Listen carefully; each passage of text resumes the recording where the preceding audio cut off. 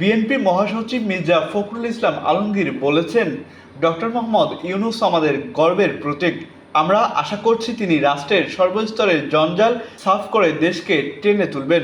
জনগণ ভোটাধিকার প্রয়োগের মাধ্যমে আগামীর বাংলাদেশ গড়ে তুলবে। এদেশে উন্নয়ন যা হয়েছে সব বিএনপির অবদান। আওয়ামী লীগ প্রতিটি সেক্টরকে ধ্বংস করে দিয়েছে।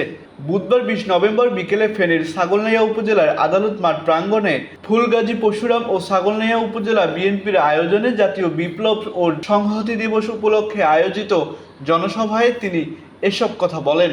মির্জা ফখরুল ইসলাম আলমগীর বলেন, আওয়ামী লীগ তারেক রহমান সহ ৬০ লাখ নেতাকর্মীর নামে মিথ্যা মামলা দিয়েছে। আমাদের ২০,০০০ নেতাকর্মীকে হত্যা করা হয়েছে। অনেককে গুম করে চিরদিনের জন্য শেষ করে দিয়েছে। দেশের মানুষ কোনো বিষয় নিয়ে কথা বলতে পারেনি, কিন্তু বিএনপি সরকারের কাছে কোনোদিন মাথা নত করেনি। তিনি আরও বলেন, ছাত্র জনতার গণ আন্দোলনে শেখ হাসিনা বিতাড়িত হয়েছে। জুলুম নির্যাতনের ভয়াবহতার কারণে শেখ হাসিনার পতন হয়েছে। শহীদ রাষ্ট্রপতি জিয়াউর রহমানের স্বপ্ন এবার বাস্তবায়িত হবে। আমরা সেই আশায় বুক বেঁধে আছি।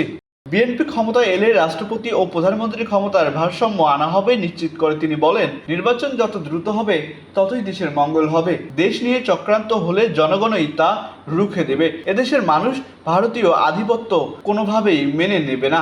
রাজনৈতিক দলগুলোর সঙ্গে পরামর্শ করে দ্রুত নির্বাচনের দাবি জানিয়ে তিনি আরও বলেন, বিএনপির আন্দোলন এখনো শেষ হয়নি। তারেক রহমান সহ সব নেতাকর্মীর মামলা যখন শেষ হবে তখন আমাদের আন্দোলন শেষ হবে।